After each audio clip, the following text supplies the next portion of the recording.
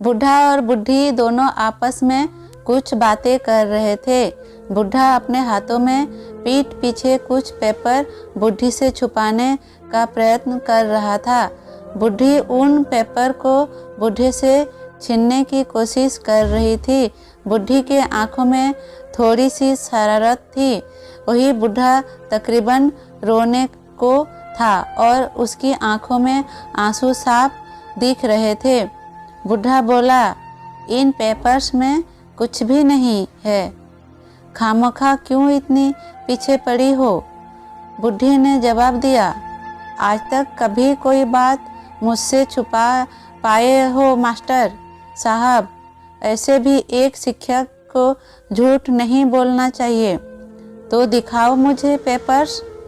बुढ़ा फूट फूट कर रोने लगा और बोला, नर्मदा, कैंसर है तुम्हें। 1 महीने बाद इस दुनिया में अकेले छोड़कर मुझे चली जाओगे। रिटायर्ड मास्टर अपनी ज़िंदगी भर की कमाई देकर भी तुम्हारे कैंसर की कीमत नहीं चुका पाएगा। बुढ़ा अपना सिर पीटते हुए बोला, तुम्हारे कैंसर की कीमत इस बूढ़े रिटायर्ड मास्टर की औकात से कई गुना बड़ी है। नर्मदा बूढ़ी अपने पति के आंसू पोंछते हुए बोली, तुम्हारी अकेला बहुत बड़ी है मास्टर साहब। मुझसे पूछो, जीवन में तुमने मुझे क्या कुछ नहीं दिया है? मेरी हर ख्वाहिश पूरी की है और ये डॉक्टर तो कुछ भी कहते हैं। देखना, मैं इतनी जल्दी मरने वाली नहीं हूँ। कैंसर के एहसास दुख से गुजर रही बूढ़ी अपने पति के दर्द को कम करने की कोशिश कर रही थी। वह अपने पति को गले से लगाकर कह रही थी कि अभी तो मत रोइए, अभी तो मैं जिंदा हूँ।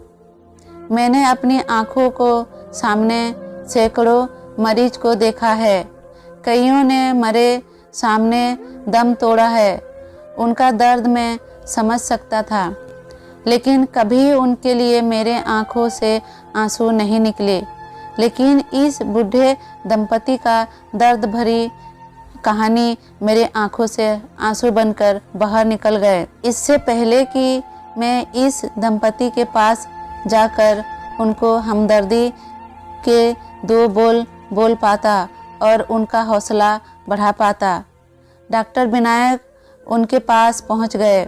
शायद वह भी मेरी तरह ही चुपके उनकी बातें सुन रहे थे। डॉक्टर विनायक उनके पास जाकर बोले, देखिए माँ जी, जीवन और मृत्यु का फैसला तो भगवान ही करते हैं। हम डॉक्टर्स भी सिर्फ कोशिश ही कर सकते हैं और मैं पूरी कोशिश करूँगा कि आपको इस बीमारी से अलग कर सकूं। तब बूढ़े ने हिचकिचाते हुए कहा, लेकिन इसका इलाज तो इससे पहले कि वह अपना बकाया पूरा कर पाते। डॉक्टर विनायक बोले, आप उसकी चिंता मत कीजिए, इसकी जिम्मेदारी मैं लेता हूँ। बूढ़ी ने डॉक्टर विनायक से पूछा, लेकिन आप यह सब क्यों करेंगे?